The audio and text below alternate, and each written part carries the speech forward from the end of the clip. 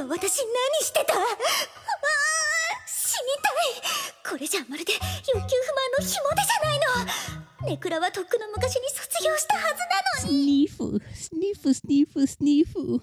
Oh my freaking gosh. When freaking Yume was just sniffing the hell out of freaking Mizuto or Irido's boxers. Oh my freaking gosh. I love how she holds them up like gallantly. She holds them up like freaking Simba over a mountain as pride.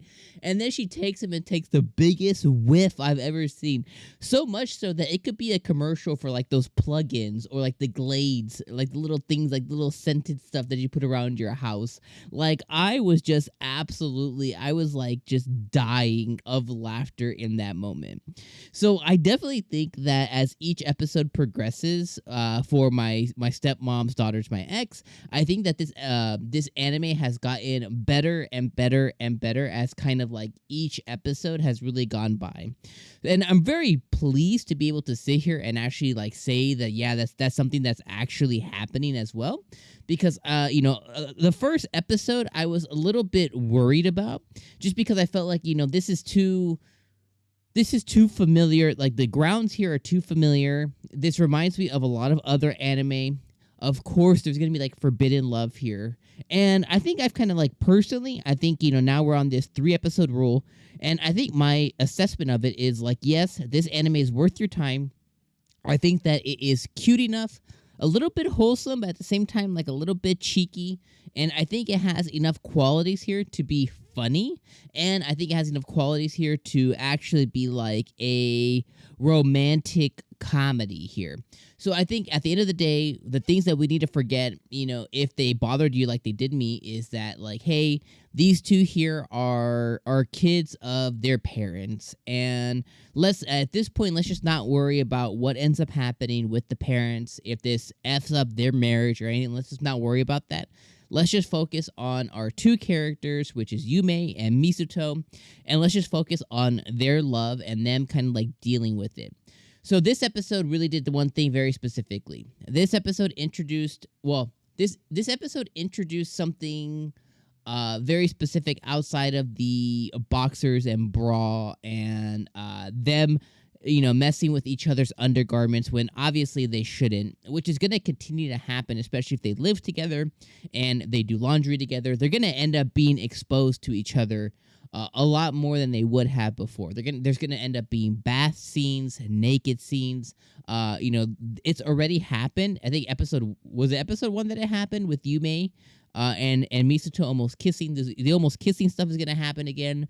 The feeling, the touching, all the stuff that just normally wouldn't happen without, one side kind of pushing the envelope is going to end up happening just simply by nature of the fact that they live together. So we're going to continue to see more things like that. And we're going to continue to see more of them, finding each other's undergarments and stuff. Now, outside of introducing us to plot lines that we're going to be able to see kind of as the anime moves forward into different storylines, is this episode also introduced Minami. Now, we've already been introduced to Minami and Kawanami, and each of these respective characters have a part. Kawanami is the first real male friend for Irido, and he's like the first real male friend that doesn't have an interest in Yume, and he just really has an interest in Irido and really just being his friend. And just really, I think he kind of like, he's one of those people who kind of like finds shit funny. He kind of finds things funny in life. So I think that he notices the tension between Yume and between Irido. And I think now we have Minami in the mix, and he's like childhood friends with her, so he knows her very well too.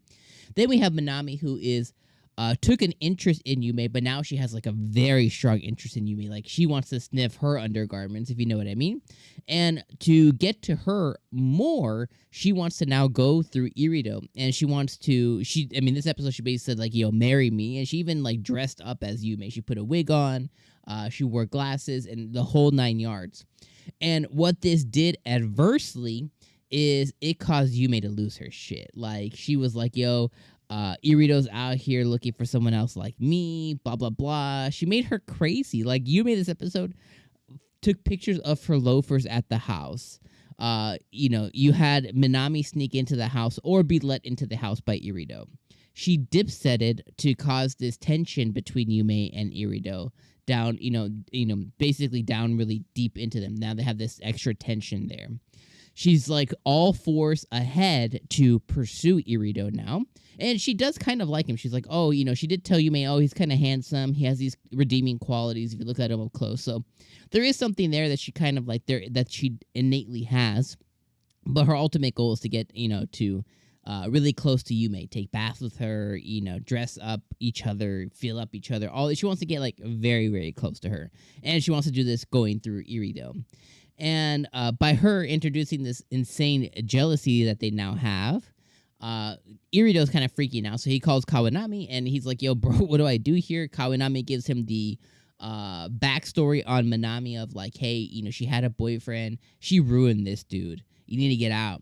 He's like, but here's what you have to do. So then he asks, he uses his stepbrother trump card and he asks Yume out on a date, and that's where we ended.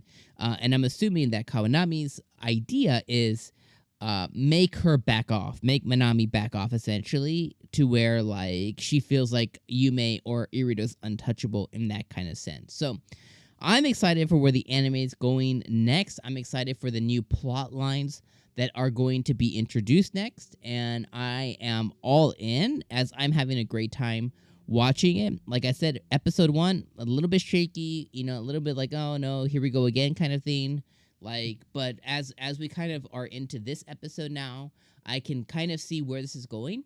And again, like I said, if I just turn off my brain and I'm just like, okay, don't worry about the intricate details, just enjoy it for what it is, which is like this forbidden love story between stepbrother, stepsister, and just enjoy it between two high schoolers finding themselves and falling in love again. And I think if we all enjoy it from that kind of like place, then I think we'll be good. But let me know what you guys thought about this episode down in the comments below. As always, I appreciate you being here for another week of my stepmom's daughters, my ex, and my friends. Check out these videos on screen now, and I'll see you next week. Peace, peace, peace, peace, peace. Peace out.